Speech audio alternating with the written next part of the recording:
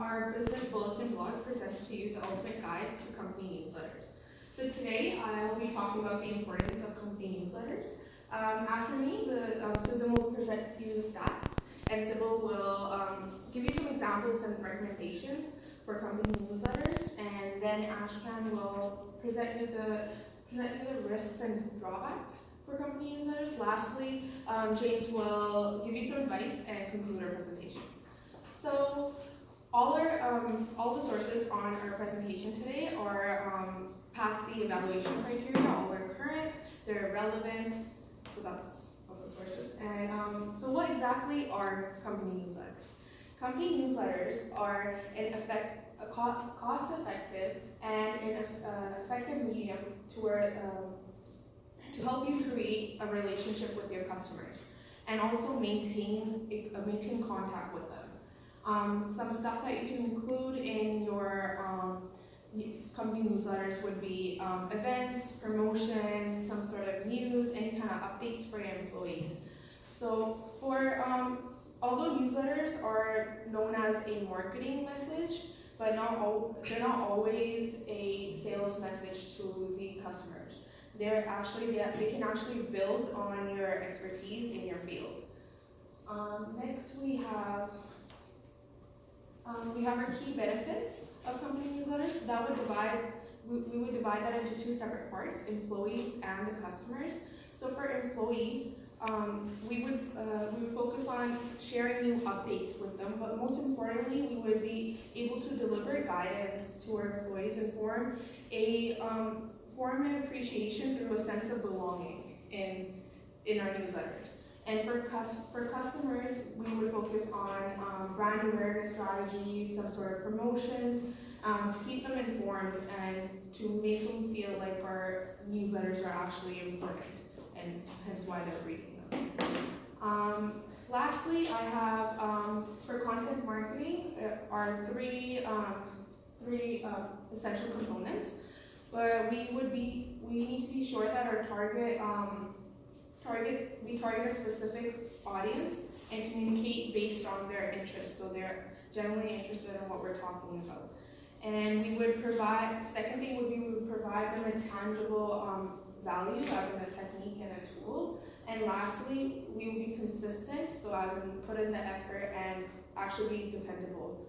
So next we will have Susan talk about the stats. Thank you. Well, we're taking a closer look at the stats. Imagine you are running a grocery store and you are doing a promotion. Will you send your customers something like this? No, because the customers will feel like doing a BCIT math meter. And what is worse, they don't even have blanks to fill in their calculations. That is why we turn into email. A lot of firms right now today are using email to send their e-newsletters and their advertisements as well. Marketers love email marketing. One of the reasons is obvious. The numbers of the email user is growing consistently. It's estimated by 2022 there's going to be 4.25 billion email users all around the world. Not to mention that the fast growing of the mobile devices market, and that's actually increasing the usage of email. Another thing that companies really like about email marketing is the high ROI that they get back. For every $1 you spend on email marketing, you're expecting an average of $40 return, which is pretty high when you compare this to some other common online channels. However, if we turn it to the customer side, things are not that good. A lot of customers don't like email letters. Let's take a look at some numbers that are more close to our daily life. Among those customers who don't like more emails, 47% of them just forgot that they actually subscribed for this email. 53% of them will delete the email before they even read at it. 2 out of 5 people will try to reduce the email they actually received. And 1 out of 5 will just abandon that email account because there are too many marketing emails, and I have to admit that I'm one of this group. However, after analyzing and undermining everything, most marketers come to this conclusion that email is not dead. It's actually evolving. It's going to help you and your firm in the future. Next, Sybil is going to tell you guys some examples of how e-newsletters actually benefits the e-commerce firms. Thanks, Susan, for your presentation. And I'm here today to show you a very example of how newsletter play a really significant part in accounting firms.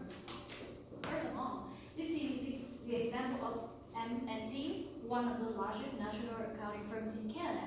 Use newsletter as a publication called MPI, which provide every in-depth advice and help their client to stay up ahead with multiple topics. And as you can see, this kind of online business magazine contains every necessary information needed for accounting firm in particular and for Canadian business in general, such as taxation, enterprise risk, challenge, and opportunity in economy. Moreover, as many other companies, accounting firms are mostly founded for the main purpose of making profit. That's why they have to advertise themselves. And newsletter can totally help them to do so. And let's move to the second example of M&P. Again, have a successfully in extending controlling capability in public, which is absolutely a golden middle for them, because this newsletter helps them create a bigger client choosing them as an advisor. Let's make this get easier to understand. Like you want to become a sales rep, do you have to show that you are good enough for that position? Like you have a leadership skill, kind of. And yeah, and do you guys all think that doing business is all about competition? I don't think so. Because accounting company also use newsletter as a supporting tool. For instance, M&P use newsletter to support other smaller companies to prepare themselves with the rapid changing technology, such as this one. And here comes my favorite part, tips newsletters. It is undeniable that tips newsletter helped me a lot in my daily life as well as in my study and maybe in my career path in the future as well. And here we go to the next example of EMCL, a Vancouver local accounting company, provided with really useful tips newsletter contented for a successful not-for-profit audit. And actually, you can use this for more information, and you can use that for study guide as well, especially for accounting students like us. And okay, last but not least, this CD as a high-tech chat folder. My CPA also use newsletter for internal purpose. They create an event section to help their client to help their staff to update with recent and upcoming events, which is really helpful. And yeah, that's the end of my presentation.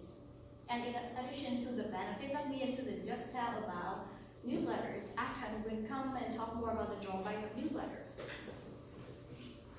Okay, so now I'm going to talk about business newsletters, risks, and drawbacks. Yeah. And as you can see, I'm covering 4 major problems here. The first one is cost effectiveness and time efficiency. So we have to gather information that is valuable for our customers. And valuable here means that they should be sound. So they have to be true and they have to apply to every situation that we're talking about. The second problem is information should be worthy.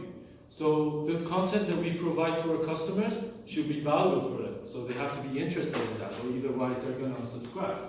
The third one is that our data should cover every aspect of our company. Next problem is subscription. So we as a company should ask our customers to subscribe to our business newsletters in order for us to send them the data that we have.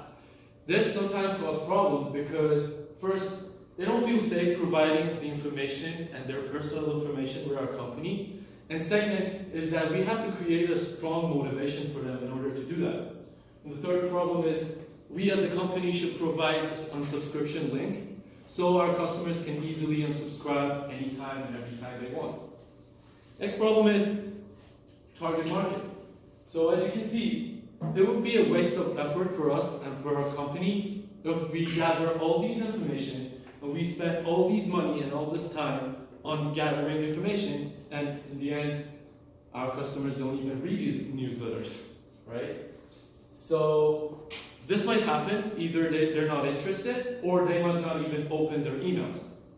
And last but not least is our expectations, which basically says that usually our customers are going to have higher expectations toward our newsletters, and when we provide them these newsletters, either they feel bad about it or they just stop reading them.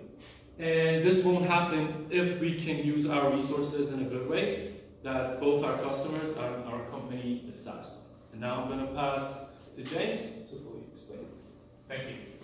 So as Ashkan mentioned, one of the problems with newsletters is that it's hard to retain your readers. There are subscription problems. So the most important factor for the success of the newsletters is to connect with your readers. So I'm here to give you advice on how to do this.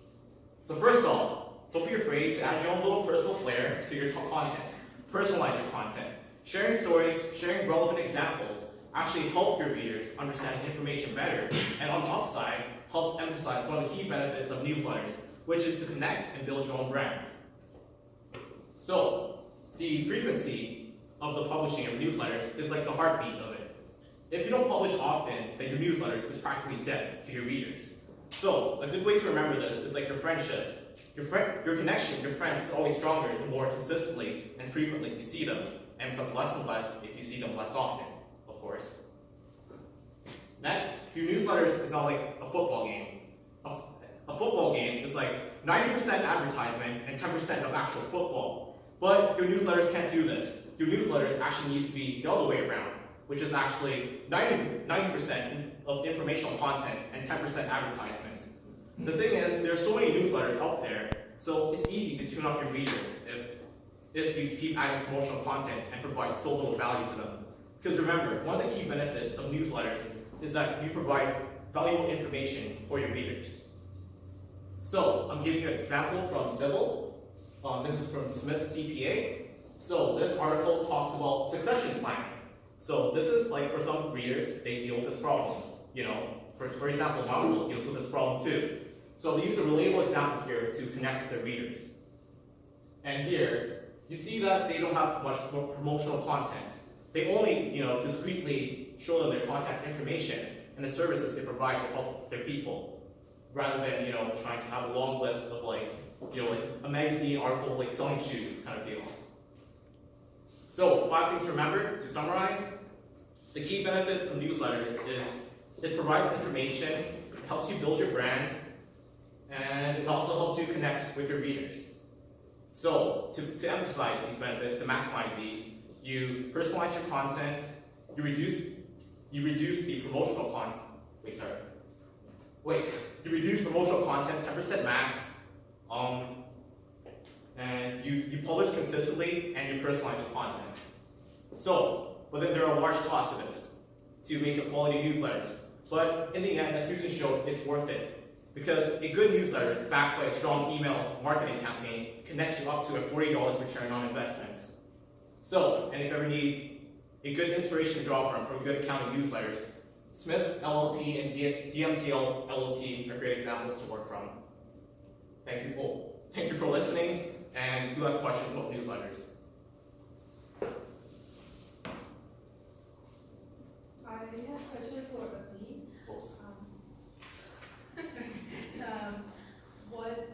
What do you think is important for newsletters in county area? You're asking me what is important What's the importance for newsletters in a county area? in a county?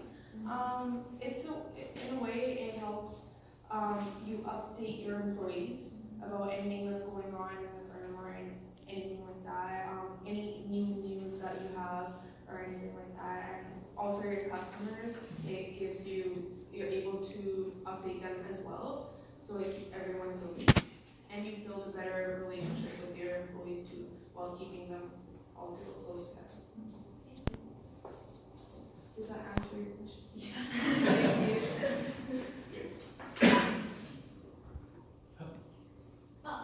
I have a question for you. So, since you know that all the drawbacks of newsletter, do you think it's still an effective way for business to use to communicate with customers? So you're asking if I think it's still a good way to use business newsletters? Yes. Well, my answer to that would be that there's not a huge growing rate for that, but it's still an effective way for businesses to provide data and content to their customers. Okay, Did that fully answer your question? yes. Awesome.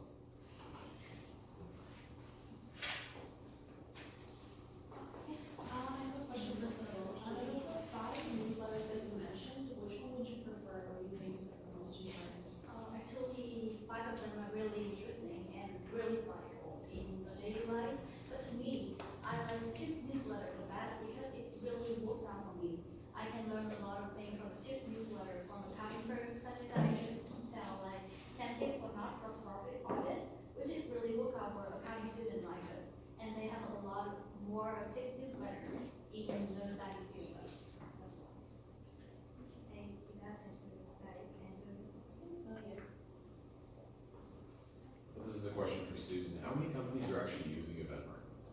Well, according to some articles I read on Statista, there are supposed to be 60% of the companies in their service that are actually using email. And there's some other numbers showing there will be 2 out of 3, which is like 66.67% of the companies that are actually using it. So I would assume 60% will be the minimum. Did that answer the question? Yes, thank you. Josh? How often should you publish newsletters for an accounting company? So you're asking me like what's a good publishing schedule for accounting companies, right? Yeah. So I'm using Smith CPA as an example. So Smith CPA, if you go on the website, they publish their newsletters like about every 2 months they publish 2 articles. I think that's a good rate. You don't want to have it too little, you also want it too much, right? Because then that'll be annoying to your readers because you're essentially giving them junk mail, which you don't want because Susan gave us a statistic on that too. Does that fully answer your question? Yeah.